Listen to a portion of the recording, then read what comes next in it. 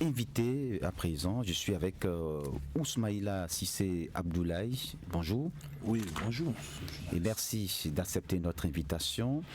Vous êtes le président du collectif des artisans de Parakou. Avec vous, on parle ce matin du CQM, le certificat de qualification au métier, session d'avril 2026, avec l'ouverture annoncée des inscriptions. D'abord, que savoir du CQM? Oui, bon, le CQM, pour ceux qui ne le savent pas. Pour ceux qui ne le savent pas, c'est le certificat de qualification au métier.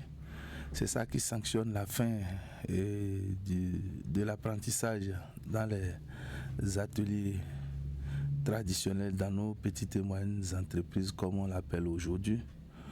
Et pour devenir patron, c'est qu'il faut passer par là.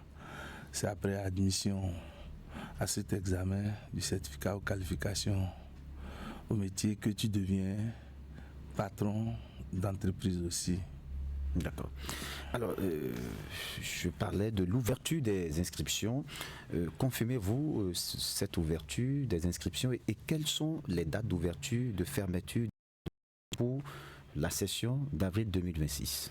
Bon, sinon que depuis déjà le mercredi 21, oui. Le registre est déjà ouvert. Et au niveau de Parakou, parce que nous sommes à Parakou, oui. Nous avions 4 centres.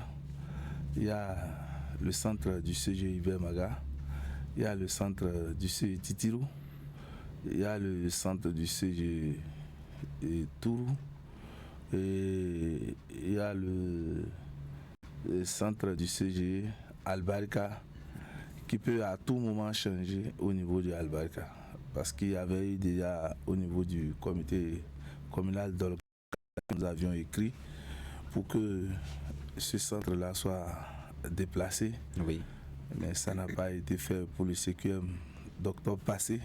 Nous ne savions pas si les autorités vont tenir compte pour que ça change. Mais pour le moment, le CG Albarka fait partie des 4 centres de composition au niveau de la commune de Parakou.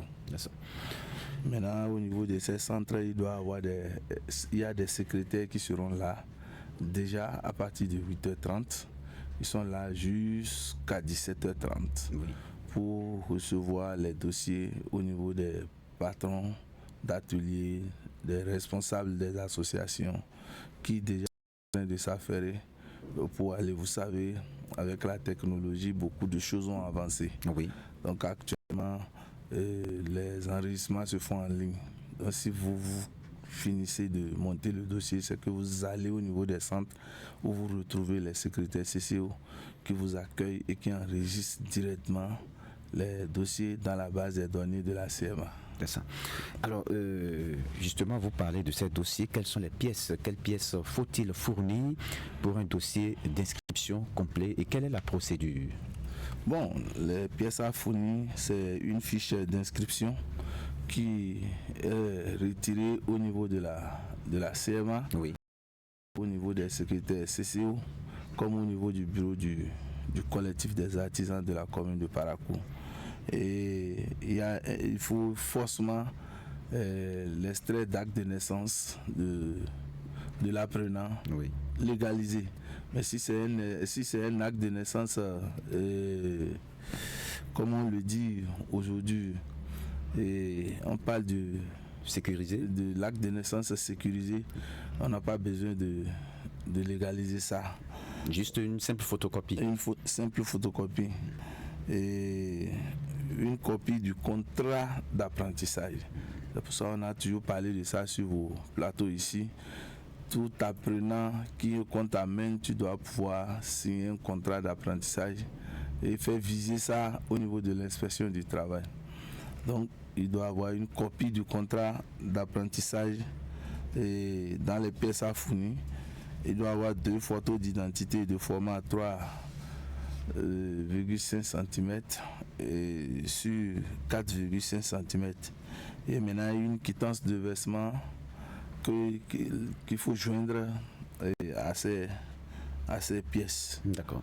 Donc voilà en partie ce qu'il faut réunir pour avoir le dossier. Et maintenant, après que tout est mis ensemble, c'est que le patron de l'atelier se dirige vers son association où il dépose ça au niveau du secrétariat de l'association. C'est au niveau du secrétariat de l'association que maintenant il faut pouvoir voir s'il n'y a pas d'erreur au niveau du remplissage de la fiche d'inscription ou s'il n'y a pas une erreur entre le nom qu'on a mis sur la fiche d'inscription et l'acte de naissance, pour ne pas revenir encore à dire après affichage plutôt de la liste, on va avoir des erreurs. Donc voilà comment ça se passe. D'accord. Alors dites-nous quels sont les critères d'éligibilité pour s'inscrire à l'examen, les critères que l'apprenant ou, si vous voulez, l'apprenti doit pouvoir remplir. Les critères, c'est que d'abord il doit avoir 17 ans jusqu'au 31 décembre de l'année en cours. Oui. Si l'enfant doit aller au CQM d'avril, c'est que on doit constater sur son acte de naissance que jusqu'au 31 décembre 2026, il peut avoir 17 ans. S'il a moins de 17 ans, c'est qu'il ne peut pas être candidat.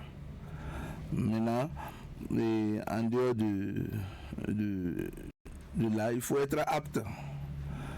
Et maintenant, on a eu cette chance, même les handicapés, au niveau parce qu'on a plusieurs handicapés, tous peuvent composer aujourd'hui.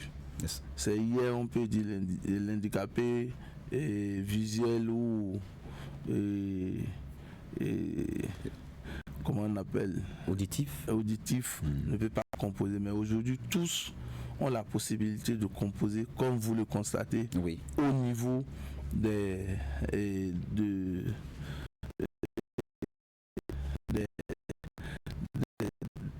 collèges, au niveau des examens et au niveau de nos collèges. C'est comme ça ici aussi, ils ont la possibilité de composer aussi.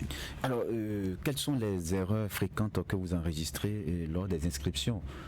Parce que souvent, on a de ces informations où il y a quelques heures. Vous avez commencé par le dire.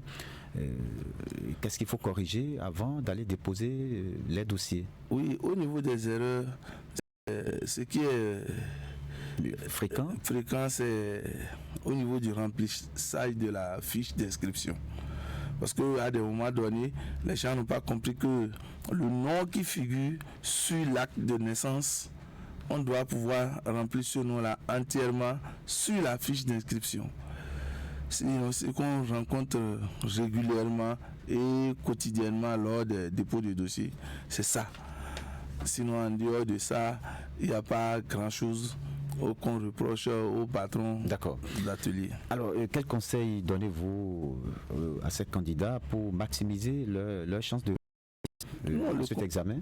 Le conseil qu'il faut leur donner, c'est d'être régulier dans les entreprises artisanales.